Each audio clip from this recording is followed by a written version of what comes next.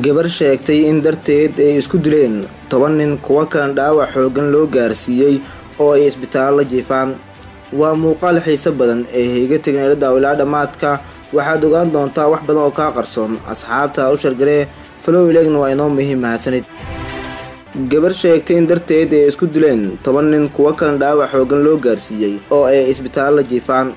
gabadhan oo TikTok caan ka ah ayaa waxay sheegtay inay tahay gabadha ugu foosho xun beesheeda balse darteed ay isku dileen raggan oo 10 ahaa kuwa oo dhammaantood uu damac ugu jiray hal been ka soo wada jeeday. iyada oo faraxsan ayaa waxay sheegtay inay jiraan kuwa kale oo isku beel ah balse darteed loo dhaawacay oo isbitaal la jiifiyay welina bukaan jiif ah. iyadoo sii hadlaysay ayay waxay sheegtay inay jiraan rag kale oo isku beel ah oo iyagana muruqmaal ah oo ay la gadoomeen gaari gacmadooda ay ku xamaalanayeen kuwa oo dhammaantood jeclaa iyada. waxaan ahay gabadha ugu foolxun beelweynta gaaljecel gabadha ugu foolxuna ahay saasay tahay darteed 10 nin oo habar gudula isku dishay 15 maryaxaan isbitaalka u taalaa ma fahamtay 2,000 oo jareerna gaari gacan la rogmaday ma fahamteen raxweena waxaa ku dhahay saas u daateen laamiyada ma fahamteen. gabadha hadalkeeda halkaas kuma aysan simin oo waxay sheegtay in iyada oo beesheeda ugu foolxun haddii sidaan la isugu dilaayo tooda ugu qurxan haddii la arko uu dhacayo dhul gariir. waxay tilmaamtay in gabadha beeshooda ugu qurxan aysan ka soo bixin guriga maadaama iyada oo u foolxun sidaas la isugu dilaayo oo ay isqariso. marka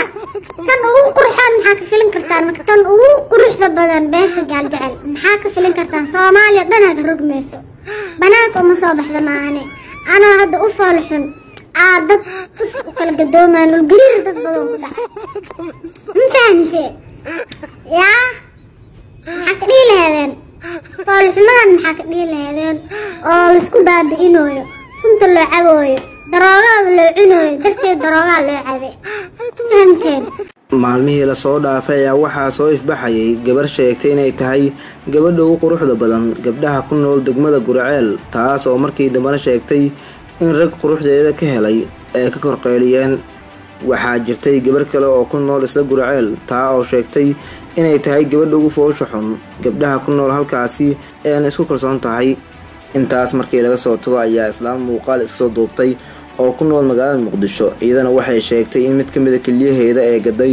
balse ay baadigoobayso nin guursada oo 10 caruur ay hore u soo dhashay u haya iyadana ay beelinayso haddii lacagta ay ka dhamaatana ay tahay inuu u diyaar garoobo in kalidiisa uu gado si ay u beeshaan. haddaba daawada noogu wac qof ka soo jeeda beelaha ay sheegtay gabadhan inay jecel yihiin oo darteed ay isku dileen.